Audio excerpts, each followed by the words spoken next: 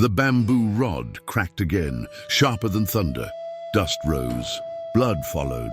17-year-old Kenji could only watch as 6 men surrounded his master, Takeda, once a samurai of legend, now an aging teacher left to bleed in the street. Each blow echoed like a taunt against everything they had ever believed in. Kenji's fingers brushed his sword. One strike and he could end the laughter. One strike and he would die beside him. Takeda looked up through the blood, met his student's eyes and whispered, "Not yet." When the men finally walked away, their laughter still hanging in the air, Takeda leaned on Kenji's shoulder. "Come," he said quietly. "We're going home." Then, with a calm that felt colder than steel, he added, "Tonight we wake the dead and show them what happens when a Ronin has nothing left to lose." If this story already has your heart racing, make sure to subscribe. There are many more legends waiting in the shadows of Japan, and tell us in the comments, where in the world are you watching from? Your voice carries this story farther than any sword ever could. The year was 1703, the Genroku era. Japan lived under the Tokugawa shogunate, a peace bought with blood, and kept through laws so strict they bent men until they broke. Samurai who lost their lords became Ronin, masterless, purposeless, wandering shadows in a country that no longer needed their swords. Takeda was one of them. Decades earlier, he had served the Asano clan with distinction, one of the 7 captains under Lord Asano himself. But when Asano was ordered to commit seppuku after an insult to the shogun's court, a story whispered still in the alleys of Edo, his retainers were disbanded. They were commanded to disappear, to live as men stripped of duty, stripped of name. Most obeyed. Some became merchants, others turned monks. Many simply vanished, taking their disgrace to anonymous graves. Takeda chose a different path. He became a teacher, not of swordsmanship, which would have drawn suspicion, but of calligraphy, poetry, and philosophy. He taught the sons of wealthy merchants the arts a samurai was meant to master beyond the sword. It was humble work, but honest. A quiet form of service when service was forbidden. Then, 3 years ago, Kenji had appeared at his door. The boy was 14, son of a prosperous rice merchant who wanted his child to behave like a samurai, even if he could never be one. He wanted Kenji to learn the classics, perfect his handwriting, and understand Bushido, not to fight but to negotiate, to impress, to rise in a world where education replaced lineage. Takeda accepted him for the money, but came to love him like the son he never had. Kenji was everything a young samurai should have been: disciplined, curious, humble. He absorbed lessons like dry earth drinking rain. More than that, he understood. He saw that the sword was not only steel, but responsibility. That honor was not pride, but conscience. That a man without a master could still live with purpose if he had principles. For 3 years, master and student shared tea and words, ink and silence. Takeda taught Kenji to write the character for honor with brush strokes that mirrored the movements of a sword. He taught him to meditate until the mind became as still as winter sky. He taught him that even a Ronin could remain unbroken if he refused to bow before corruption, until that day came. The day when the past Takeda had buried beneath ink and paper returned to collect its debt. They were at the Nihonbashi market, the heart of Edo, buying new paper, Mino paper, the finest for calligraphy, when a voice sliced through the crowd like steel through silk. Takeda, dog of Asano, still alive. The old samurai froze. Kenji felt the tension ripple through him like heat from forged iron. They turned slowly. 6 men stood there, dressed in the red and black of the Kira clan, the colors of dried blood and moonless nights. Their leader was tall, with a scar running from temple to jaw. His eyes carried the cruelty of someone who had never been challenged. "So you still lick the wounds of your dead lord," he sneered. "Still weeping for the coward who insulted us and died as he deserved?" Takeda said nothing. His face was stone, silent now. The dogs of Asano used to bark with pride. "Look at you, a teacher of children, selling poetry to fat merchants." Pathetic. The market grew quiet. People stepped back, unwilling to be caught in what they all recognized. Samurai of Kira provoking a Ronin. This would not end well. Kenji's hand went to the wakizashi at his belt, the short sword his father had given him as a symbol, not a weapon. But Takeda's hand gripped his shoulder, firm as iron. "Leave, Kenji." "But master, leave." The leader of the Kira men laughed. "Oh no!" "Let the boy stay. Let him see what happens to servants of traitors. Let him learn his place." What followed lasted less than 2 minutes, but it would burn itself into Kenji's memory forever. The 6 men surrounded Takeda. They didn't draw their swords. That would have meant murder, and even samurai answered for murder in Edo. Instead, they used fists, bamboo rods, kicks. Takeda didn't fight back. He couldn't. A Ronin striking samurai in service to a daimyo would be executed instantly. So he endured it, each blow, each insult. He fell to his knees. Blood trickled from his mouth, from a cut above his eye. The men laughed, calling him a dog without a master. Kenji screamed, tried to rush forward. 2 of them held him back, forcing him to watch. "This is your lesson, boy," their leader hissed in his ear. "This is truth. Honor means nothing when you have no power. Loyalty feeds no one, and Bushido," he spat the word, "is just a story samurai tell themselves before they die." Finally, they stopped, left Takeda in the dust, gasping, kimono torn, the dirt stained red. Kenji tore free and ran to him. Dozens watched, witnesses to humiliation, but not participants. That was the unspoken law. "Never interfere in samurai matters, master," Kenji whispered, helping him sit up. Tears of rage blurred his eyes. "Why didn't you fight?" "Because some battles are not won with swords," Takeda said softly. His voice was hoarse, but his eyes clear, alive in a way Kenji had never seen. "I don't understand." "You will." They walked home slowly through Edo's narrow streets, Takeda limping, Kenji supporting him. By the time they reached Takeda's modest home above a lantern shop, the boy could feel something shifting in the air between them. Something awakening. "What are we going to do, master?" Takeda stopped, turned. His voice, when it came, carried the weight of decades. "We're going to correct a mistake 15 years old," he said. "We're going to prove that honor isn't history." He looked at Kenji. "We're going to awaken the ghosts." The first letter was written that very night. Kenji watched his master work, not with the calm elegance of calligraphy lessons, but with a burning urgency. Each brush stroke landed like a heartbeat.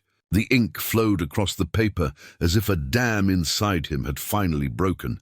Takeda wrote in code, poetic references, fragments of proverbs that only the old vassals of Lord Asano would understand. The promised cherry blossom never bloomed. But the tree still has roots. And when spring returns, even dead trees can bear new buds. He sealed the first message in wax. Then another, and another 47 letters. One for each surviving Ronin of the Asano clan. Kenji asked quietly, "How many do you think will come?" Takeda didn't look up. "I don't know. Maybe none. It has been 15 years. Men build new lives. They forget old wounds. Some bury their anger deep enough to call it peace." Kenji hesitated. "And if no one answers?"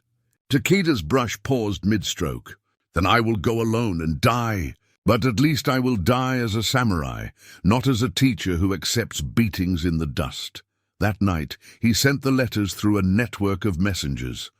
Men he paid with the savings of an entire life. Kenji didn't ask how much it cost. He could see in Takeda's eyes that the price was everything. From that night on, Takeda began to train again, not openly. The law forbade Ronin from practicing martial arts in Edo, but in the silence before dawn, in the small courtyard behind his home. Kenji would wake to the sound of bare feet brushing the earth, of a blade slicing air too fast to see. At first, the boy simply watched. His master moved with a grace that age had not stolen, a rhythm that looked less like violence and more like memory. "It's Iai Jutsu," Takeda said one morning, wiping sweat from his brow. "The art of the single draw, the cut that lives between heartbeat and breath." "I thought you had left that behind," Kenji said. "I did," Takeda answered. But some things are like breathing. You can stop for a while, but sooner or later your body remembers. He sheathed his sword, looked at Kenji and asked, "Do you want to learn?" Kenji hesitated. "I thought you were teaching me to be a scholar, not a warrior." Takeda smiled faintly. "I am teaching you to be a man, and men must know when words are enough, and when they are not." So Kenji learned. He learned that the body is a weapon, and the mind its trigger. He learned that breath controls everything: fear, rage, hesitation. He learned that the space between decision and action is where warriors live or die. But most of all, he learned the story that had shaped his master's entire life. When Lord Asano was forced to commit seppuku, Takeda told him one night as they shared cold tea, it was for drawing his sword inside the shogun's palace. He wounded a man named Kira, only a scratch really, but that act was unforgivable. Kenji frowned. "So Lord Asano was wrong?" "By law, yes," Takeda said softly. "By honor, that's more complicated." He stared at his hands once used for war, now stained with ink. Kira provoked him deliberately, humiliated him in front of the court. Some say it was because Asano refused to bribe him. Others say it was pure cruelty. Either way, Asano lost control. He drew his blade, and that single motion destroyed everything. The shogun decreed his death and ordered the Asano retainers never to seek revenge. "But you made a vow," Kenji said. Takeda nodded. "We did. 47 of us. On the night of our lord's death, we swore to avenge him, to make Kira answer for his deceit. But when the shogun's order came, our leader, Uishi, told us to scatter, to wait, to make Kira think we had surrendered, to strike when he least expected." Kenji leaned forward. "And did you?" Takeda's eyes darkened. Years passed. Messages came. Soon, he said, but the time never arrived. Men aged, some died, some found peace in other lives. I thought the vow had turned to dust. He smiled bitterly. But maybe it was only sleeping, waiting for the right reason to wake. Kenji looked at him. 6 men beating you was the reason? No, Takeda said, his voice low and steady. The lesson they tried to teach was... He held Kenji's gaze, and for the first time the boy saw not a teacher, but a fire disguised as a man. They tried to convince you, to convince me, that honor is a dead language. That loyalty is weakness. That Bushido is a fairy tale for fools. And I realized, as long as I breathe, as long as any of us breathe and do nothing, they're right. The only way to prove them wrong is to fulfill the vow. Not for revenge. He paused. Not only for revenge, but to remind the world that promises once made are not meant to rot. The 7th night came. They waited on the bridge over the Sumida River, far from the city walls, under a moon so full it looked carved from bone. The air smelled of river mist and pine. Kenji didn't know what to expect. Would 47 Ronin emerge from the shadows like spirits? Would no one come at all, leaving his master alone with an unfulfilled oath? He didn't expect the man who arrived first, older even than Takeda, his hair white, his robes plain as a monk's. His walk was slow but steady. When he reached them, he stopped, studying Takeda for a long moment. "Takeda," he said finally, 15 years, and you still look like a man run over by a cart." Takeda laughed, a sound Kenji had almost forgotten. Oishi, still alive, still unbearable. The 2 men embraced like brothers reunited from another lifetime. "I received your letter," Oishi said. "At first I thought you'd lost your mind. Then I realized maybe you hadn't, so I decided to find out. How many will come?" Takeda asked. "Of the original 47, 18. Some died, some have families, some chose to forget." He hesitated, then smiled faintly. "But 18 answered." Takeda nodded slowly. 18. "It's a start." Oishi's smile widened, sharp and dangerous. "Oh, Takeda, you misunderstand. 18 answered me, but you weren't the only one sending letters. From the mist around the bridge, figures began to appear, 1, then 3, then 10. Men of all ages, some young like Kenji, sons of the original Ronin, some old survivors like Takeda. Others were strangers, Ronin from distant provinces, who had heard the whispers of the vow and came to join. They kept Coming, 30, 50, 70, the riverbank filled with shadows and steel. Kenji stood frozen as the bridge and the shore became a gathering of ghosts made flesh. When the last man stepped from the mist, Oishi began to count aloud. 312. He looked at Takeda and grinned. Not 47. But I'd say it will do. Takeda's eyes glistened, not with sadness, but with something larger. He turned toward the assembly, his voice carrying across the water. Brothers, he said, the Kira men taught us a lesson yesterday. They tried to show us that honor is weakness, that loyalty is foolishness, that samurai without masters are corpses that forgot to fall. Laughter rippled through the crowd. Dark, bitter alive. Then tomorrow, no, today, when the first light touches the Kira compound, we will teach them a different lesson. His voice grew deep as thunder. We will show them what happens when ghosts stop haunting and start hunting. We will collect a debt 15 years overdue. And when it's done, the whole of Japan will know you can kill a samurai, take his lord, strip his name and bury his honor. He paused, the wind catching his words. But you cannot kill a vow. 300 fists struck 300 chests in unison. The sound rolled like drums of war, or a single heartbeat too large for one man to contain. Kenji shivered. This was no longer about 6 men beating a teacher. This was about something vast and ancient, something both beautiful and terrible, the proof that honor still had teeth. Dawn came like a blade across the throat of the night. 312, Ronin moved through the sleeping streets of Edo like mist, silent, steady, unstoppable. They had waited 15 years. They could wait a few more hours for the city to fall fully asleep. Patrols passed without noticing them. The sky bled pale gray above the rooftops. Kenji marched beside Takeda, heart hammering loud enough to drown his thoughts. His master had tried to leave him behind. You have no debt to pay, Takeda had said. But Kenji refused. He had seen the humiliation. That made it his story too. Wishi led the column, guiding them through back alleys, their sandals whispering over the cobblestones. The Ronin divided into smaller groups. 10 here, 15 there, so no patrol would suspect. They would regroup near the Kira compound, timing their strike to the rising sun. Takeda glanced at his student. Are you afraid? Kenji swallowed hard. Terrified. Good, the old man said. Fear keeps your senses sharp. It means you still value life. And a man who values life fights harder to give it meaning. He adjusted the sword at his hip, the same blade that had once rested idle for years, now warm again with purpose. Stay close to me, watch, learn, and if things go wrong, if it seems we will fail, you run. You live, someone must tell this story. Kenji met his gaze. And if we win? Takeda smiled faintly. Then we die anyway. The Shogun won't forgive this. Winning only decides how we die, slowly with dishonor or swiftly with meaning. Choose meaning, Kenji, always choose meaning. The boy's throat tightened. The words felt heavier than steel. He nodded. Then I choose meaning. The Kira compound stood like a fortress within the city, tall walls, reinforced gates, guards in every corner tower.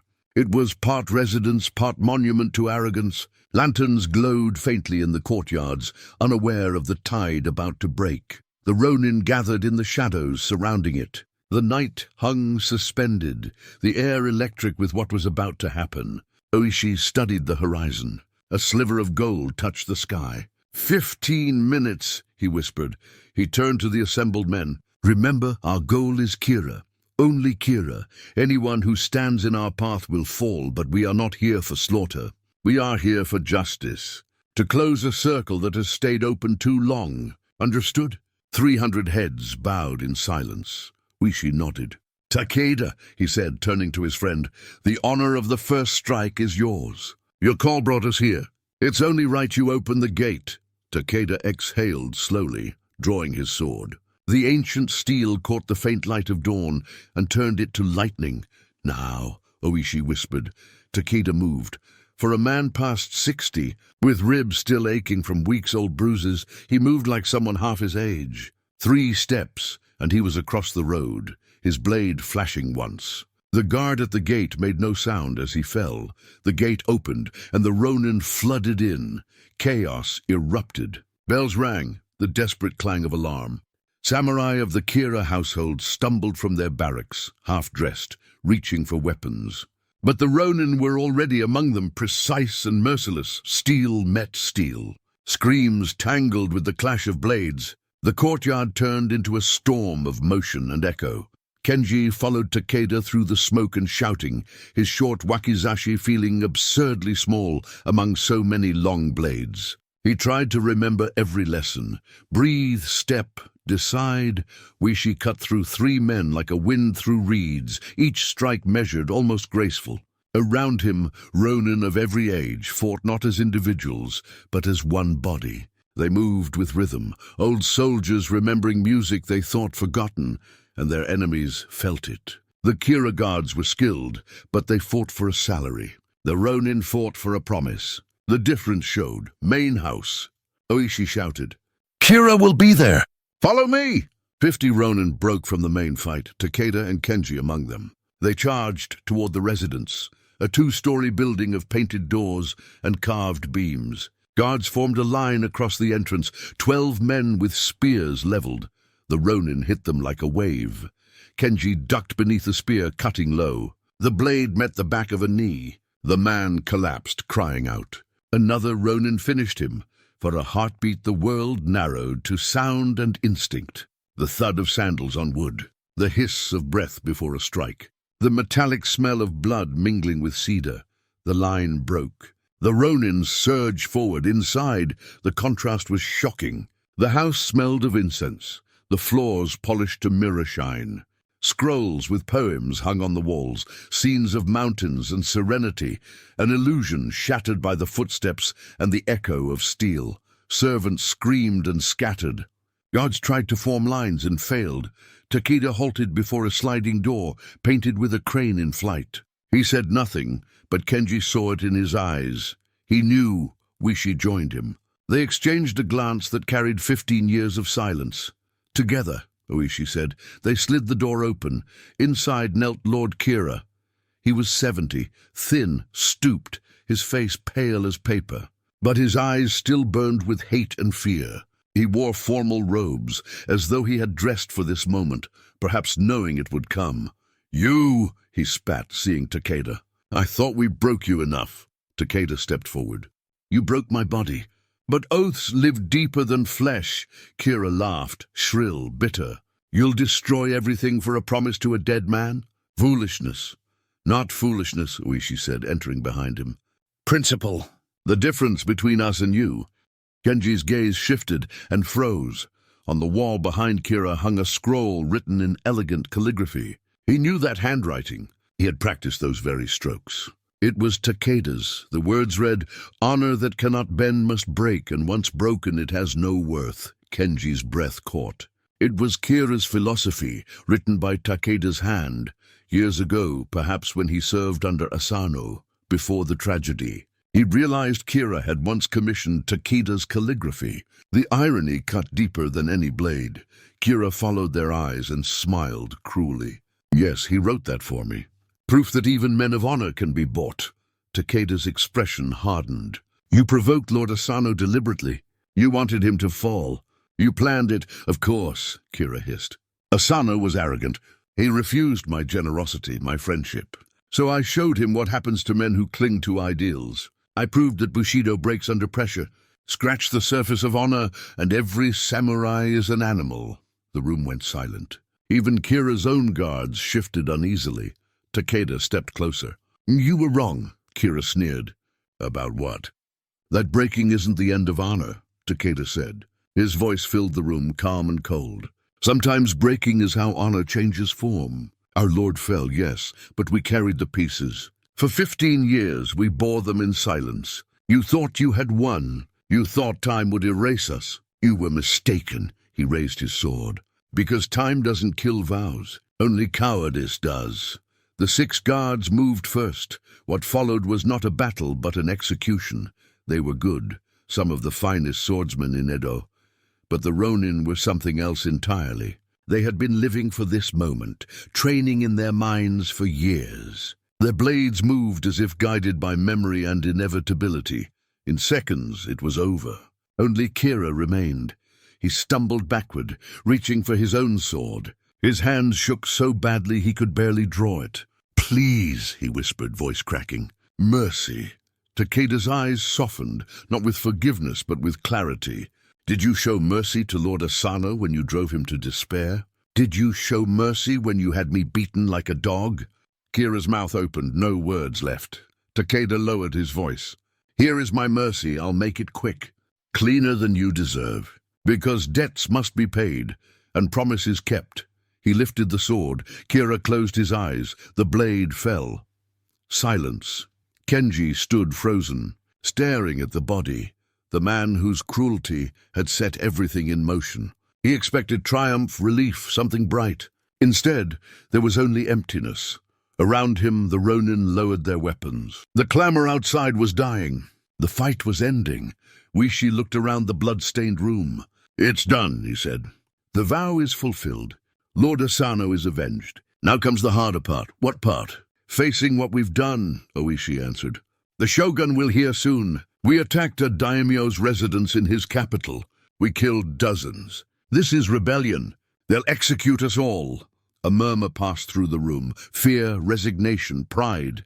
Takeda raised his hand. "There's another way," he said. "We could scatter again, hide. Some might survive, live to tell the tale." Oishi shook his head.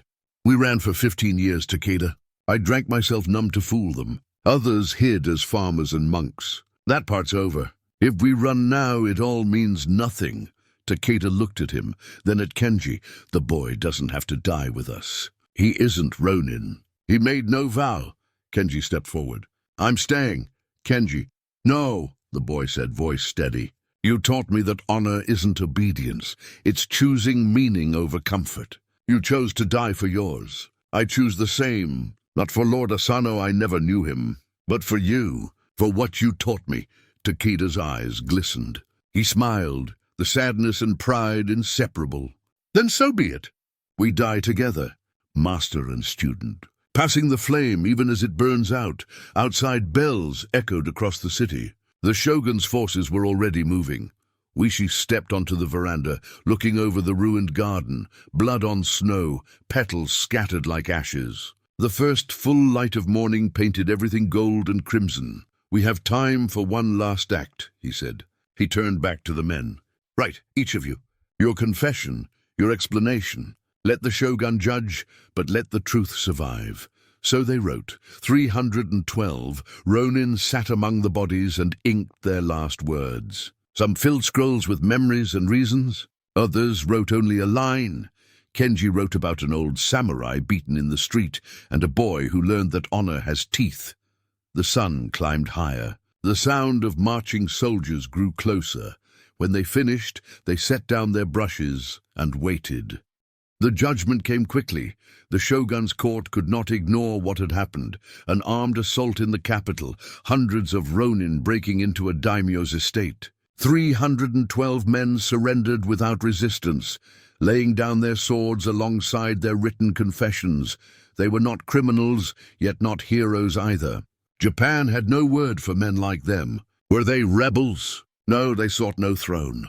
Assassins? Perhaps, but not for gold. Saints? Hardly. They were something in between, living contradictions in a world that demanded simplicity. For weeks, the council argued. Some called for immediate execution. "You cannot allow Ronin to attack lords," they said. "If you pardon them, the law means nothing." But others whispered that these men had embodied the purest form of Bushido, loyalty beyond death, devotion beyond consequence. To kill them as traitors would be to kill the very spirit Japan claimed to honor. Their letters were read, discussed, circulated among scholars and monks. And slowly, something shifted. People began leaving offerings outside the prison gates, rice, sake, poems. The same citizens who had once watched Takeda beaten in the street now called him a hero. They spoke of the Ronin as if they were ancient warriors reborn. Proof that even in an age of peace and corruption, honor could still draw blood. Eventually, the shogun decided the Ronin would die. The law demanded it. But they would be granted the dignity of seppuku, death by their own hands, not execution by another's. They would die as samurai. Their names would be erased from registers, yet remembered by the people. When the verdict reached the cells, Takeda simply nodded. "Acceptable," he said. Kenji sat beside him, quiet. He was only 17, yet his face no longer looked young. Outside, the winter wind howled against the wooden shutters. "Master," Kenji said softly, "was it worth it? All of this, the waiting, the blood, the death we're about to face, was it worth it to prove a point about honor?" Takeda stared at the wall for a long time. Voices murmured in the other cells, men laughing, sharing stories, preparing for their last dawn. "I don't know," he said at last. "If you ask me to measure it, how many lives equal one principle, I have no answer." He turned to Kenji, eyes calm, clear. "But if you ask what I feel, yes, it was worth it. For 15 years I lived like a ghost, pretending my vow didn't matter. I tried to convince myself peace was enough, but it wasn't. The weight never lifted. And for a few hours, just a few, I lived as a samurai again. Not as a teacher, not as a shadow. As a man who kept his word." Kenji swallowed. "Even knowing it ends like this?" Takeda smiled faintly. "Especially because it ends like this. Most men die for nothing. We die for something. That makes us alive in a way most people never are." Kenji nodded slowly. He was beginning to understand. The morning of the execution was clear and cold. 312 Ronin were led to the garden prepared for the ritual. Straw mats had been laid. The white blades gleamed under the pale sun. Officials, monks, and commoners gathered to witness, not out of cruelty, but reverence. Ido fell silent. One by one, the men knelt. Each took the ritual dagger, made the horizontal cut across his abdomen, and was granted a swift, merciful strike from a comrade behind. It took hours. The crowd never moved. When Takeda's turn came, he straightened his back, calm as a mountain. Kenji knelt beside him. They had been granted permission to die together. The attending officer stepped forward. "Any last words?" Takeda looked up at the cloudless sky. "Today we fulfill our vow," he said. "Tomorrow others will make their own." And so the cycle continues, because what separates men from beasts is not strength or cleverness, but the ability to promise something and keep that promise, even when it costs everything. Let that truth survive, even when our names are gone. He picked up the dagger. Kenji did the same. His hands were steady. His heartbeat was quiet. He looked at his master one last time. "Thank you," he whispered. "For everything?" Takeda smiled. "Thank you, Kenji, for carrying the fire forward. Together they made the cut. Together they fell. Together they proved that some promises are stronger than death." Japan remembers a story about 47 Ronin who avenged their lord. The details have changed over the centuries. Sometimes there are 47, sometimes more, sometimes fewer. But the essence endures. Men who made a vow, waited years, kept it and died for it. They are called Chushingura, the treasure of loyal retainers. Their story is performed in theaters, written in books, told to children as a parable of devotion. But here's the truth, written in ink and blood. More moments when human beings became something greater, not because they were perfect, but because they chose purpose over emptiness. The path of the warrior never ends. It only changes form, from swords to words, from battles to choices, from samurai long gone to you, standing in your own moment of truth. The torch is lit. Will you carry it?